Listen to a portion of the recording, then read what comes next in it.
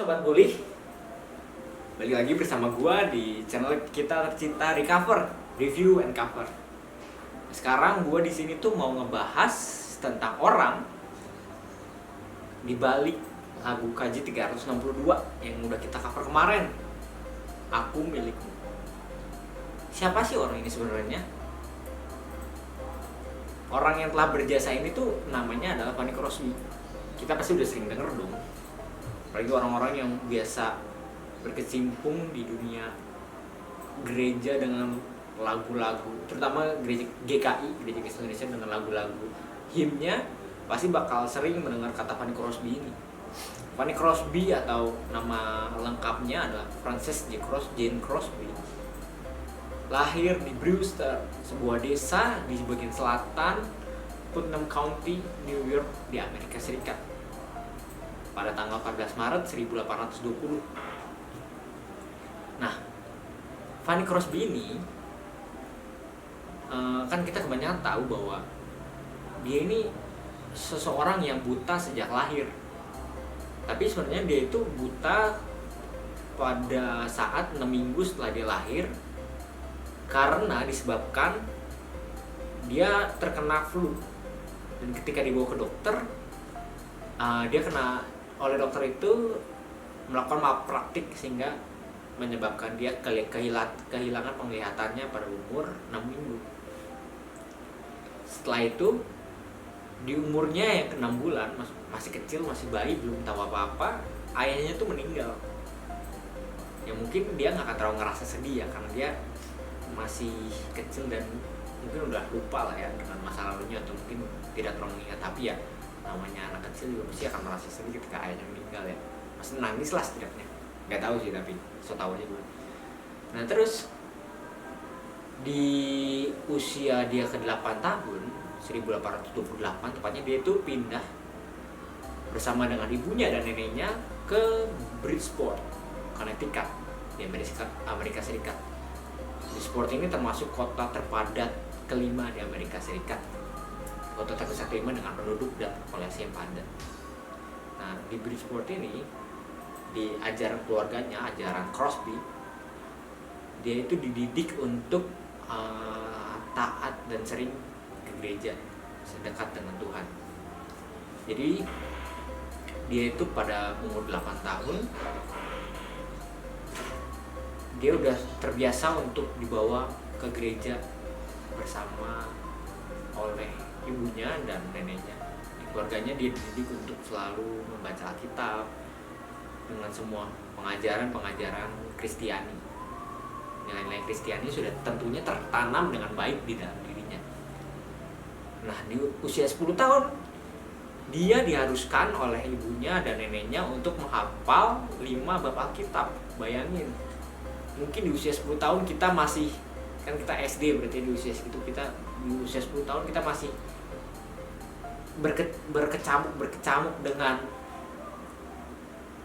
dilema SD ya. Anak SD gimana sih ya ketika SD, paling ya aduh tugas kok banyak, PR sekolah banyak. Tapi dia di usia 10 tahun ini tuh udah menghafal 5 bab Alkitab. Kita mungkin di SD kalau misalnya orang tua yang biar menyuruh anaknya untuk baca Alkitab, nggak akan baca Alkitab ya.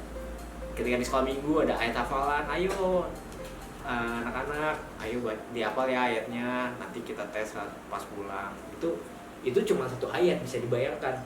Sementara Fanny Crosby ini disuruh menghafal 5 bab Alkitab pada usia 10 tahun oleh orang tuanya, orang ibunya dan neneknya lebih tepatnya.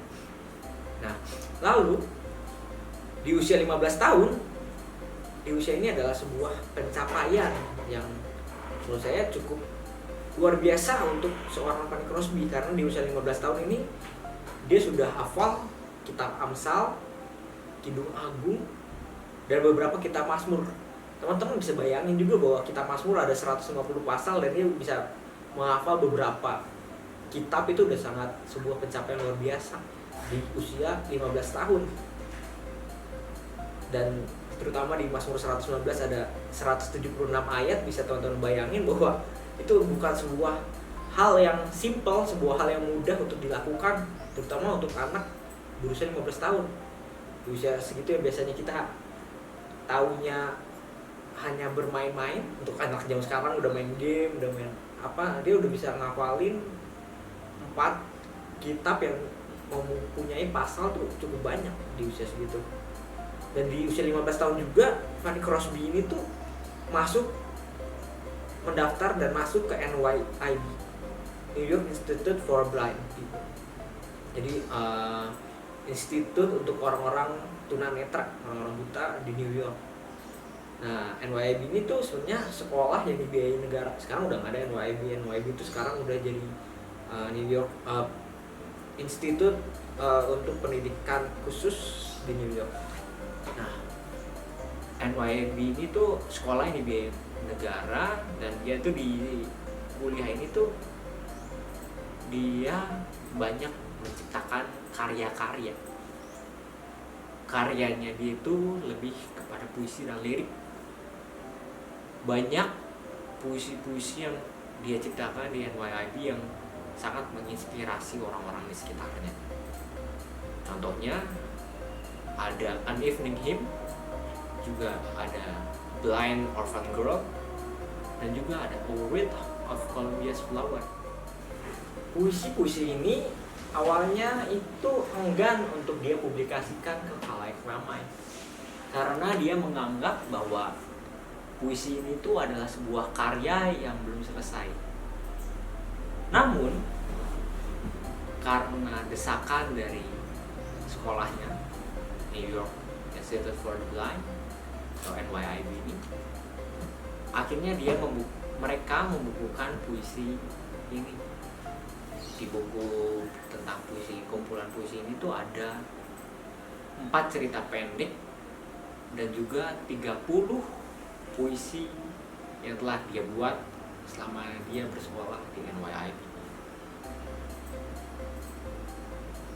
Lalu setelah dia selesai bersekolah di NYIB, dia itu pada tahun 1843, jadi setelah dia selesai bersekolah di NYIB 1843 tuh dia menjadi seorang aktivis untuk orang-orang buta di Washington DC. Jadi dia itu dikenal sebagai penggiat untuk berdebat masalah hak-hak dan kenyamanan orang-orang buta di sana. Juga dia merupakan wanita yang terkenal di New York karena meskipun dia buta, dia tidak takut dan dia terbiasa untuk berbicara di depan umum. Maka itu dia cocok sebagai aktivis orang-orang buta di Washington DC. Dia juga pada tahun 1844 bersama siswa dan siswi di NYIB mengadakan konser pada kongres di Amerika dan juga membacakan puisi. Mereka menyanyikan lagu-lagu bersama dengan delegasi Institut Orang Buta Philadelphia dan Boston. Jadi banyak kumpulan institut dan universitas dengan kumpulan orang-orang tunanetra mengadakan konser di Kongres Amerika pada tahun 1844, tepatnya di tanggal 24 Januari. Tidak hanya itu, karyanya juga muncul ketika dia melakukan pelayanan di penjara, di sebuah penjara di Manhattan, dan dia mendengarkan omongan atau pembicaraan para narapidana di sana yang menggumamkan bahwa mereka takut bahwa Tuhan meninggalkan mereka di kondisi mereka saat itu. Dan dia melalui kondisi seperti itu menuliskan situasi dan kondisinya itu ke dalam sebuah lirik lagu yang sangat terkenal, yaitu berjudul Pass Me Not, O Gentle Savior. yang sering kita kenal dengan Mampirlah Dengar Doaku, Kidung Jemaat 26. Ada beberapa sumber juga yang mengatakan bahwa lagu ini tuh dia ambil dari perikop di Alkitab yang menceritakan tentang seorang buta yang memohon kepada Tuhan Yesus untuk mengobatinya dan tidak hanya melewatinya.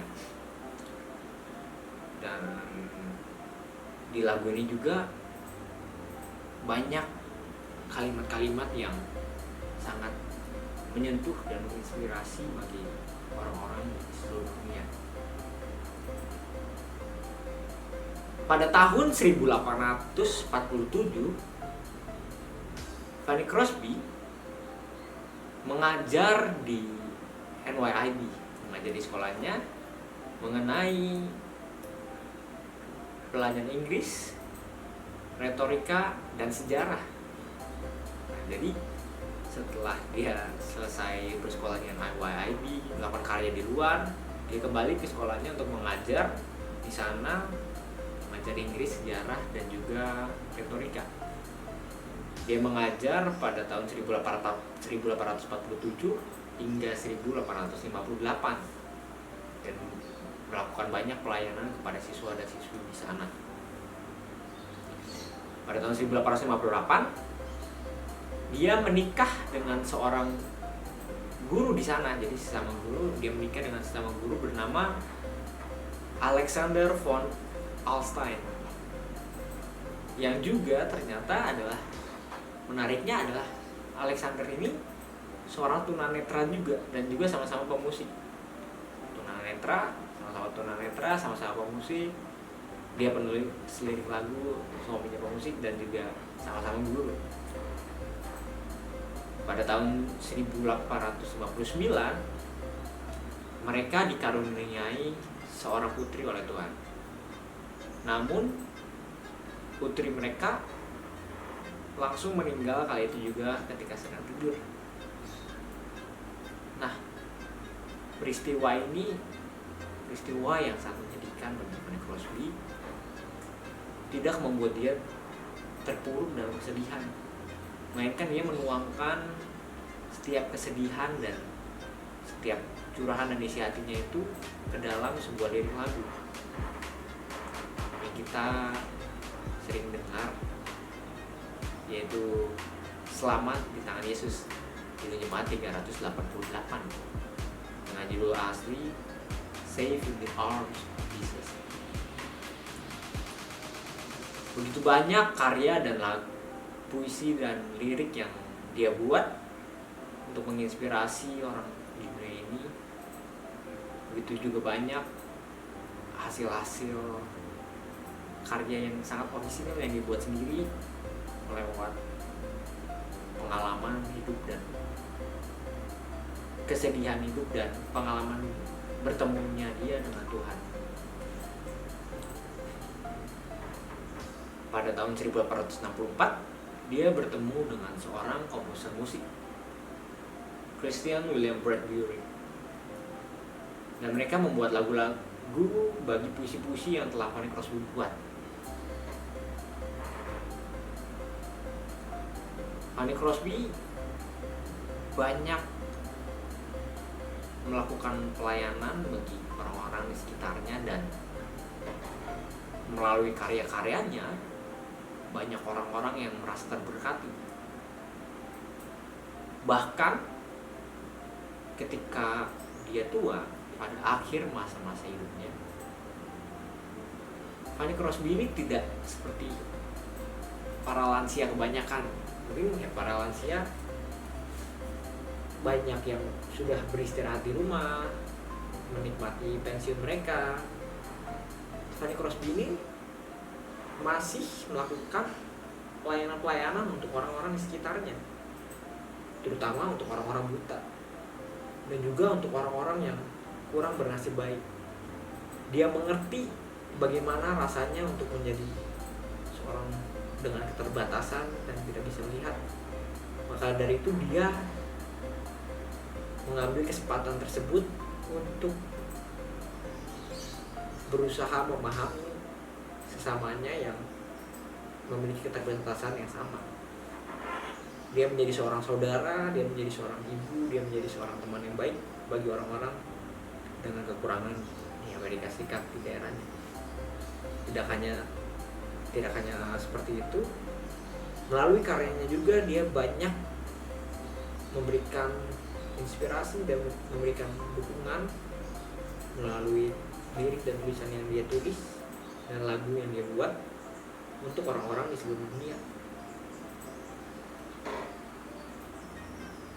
Fanny Crosby meninggal pada tahun 1915 di rumahnya di Bridgeport, Connecticut. Di makamnya, di batu nisannya itu tertulis bahwa ada banyak tulisan mengenai lagu-lagunya dan karya-karyanya. Jadi di batu nisannya tertulis seperti ada tulisan on Fanny, yaitu panggilannya ketika masa hidupnya, juga Blessed Assurance, Jesus is Mine, Of What a Foretaste of Glory Divine. Banyak kata-kata yang menginspirasi bahkan di batu nisannya. Dia melakukan pelayanan, perjuangan, dan perlombaannya hingga akhir hayatnya. Yang menarik dari seorang Fanny Crosby adalah bahkan ketika dia hidup, ketika dia masih aktif membuat lirik lagu, melakukan pelayanan, dan bergiat dalam merangkul sesamanya yang memiliki keterbatasan, Fanny Crosby ini tidak digaji, maksud tidak digaji tetap. Ya, kita tahu bahwa seorang pemusik jarang yang mendapat gaji tetap. Fakta menariknya adalah dia dibayar hanya $1 hingga $2 untuk setiap lirik lagu. Total seluruh hidupnya dia menciptakan 9.000 lirik lagu. Makanya dia disebut sebagai seorang yang sangat produktif dalam menciptakan lirik lagu ini. Ketika kita hitung secara matematika bahwa $1 dikali 9.000 mungkin akan mencapai $9.000. Tapi bisa kalian bayangkan bahwa $9.000 itu adalah total dari pelayanan dia selama 94 tahun hidupnya. Dan bisa kalian bayangkan bahwa di masa itu untuk $1 setiap lirik lagu dia bisa menghidupi hidupnya. Itu sebuah keajaiban yang mungkin tidak bisa kita perhitungkan dengan nalar. Kita bisa bayangkan bahwa $15.000 gitu di Amerika Serikat, di Bridgeport, Connecticut, kota besar, $1 hingga $2 mungkin ya nggak lebih lah dari $50 sebulan dia bisa untuk hidup. Itu juga merupakan bukti bahwa Tuhan memelihara orang-orang yang menyayanginya, dan Tuhan tidak pernah membiarkan anak-anaknya tergeletak. Fakta menarik selanjutnya adalah Fanny Crosby ini ternyata tidak memiliki rumah tetap. Rumahnya di Brewster ataupun rumahnya di Bridgeport, Connecticut ini hanyalah rumah sewa dan tidak ada rumah yang dia beli secara tetap, karena kita bisa lihat bahwa dia tidak mampu untuk membeli rumah. Dia mungkin bukan seorang yang terkenal karena materi yang dia punya, atau seorang yang terkenal karena jasa yang besar untuk sebuah negara atau sebuah kalangan masyarakat. Tapi dia terkenal dalam Tuhan karena setiap karya dari liriknya menginspirasi orang banyak di seluruh dunia. Dari lagu-lagu, dari lirik lagu yang dia ciptakan, banyak orang-orang yang mengalami perjumpaan dengan Tuhan secara pribadi. Dan Fanny Crosby ini termasuk seorang pahlawan, bisa kita sebut pahlawan, yang mungkin kita nggak akan mengenal dia seperti orang-orang terkenal lainnya, pahlawan-pahlawan terkenal lainnya, misalkan pahlawan Indonesia ketika kemerdekaan, tapi jasanya dia itu sangat terasa dalam hidup kita ketika kita mendengar lagu-lagu di gereja, yang lagu-lagu itu sangat menyentuh.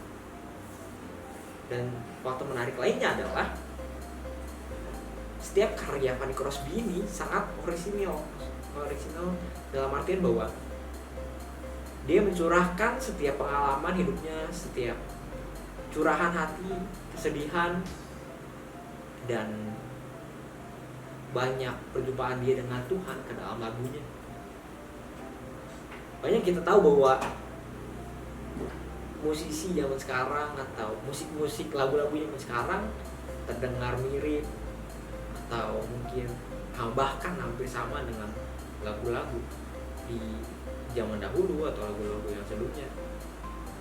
Tapi karya dia ini sangat bagaimana? Jarang didengar, maksudnya sangat unik karena sebagai bukti bahwa itu memang hasil karya dia sendiri dan orisinalitasnya itu sangat terjaga.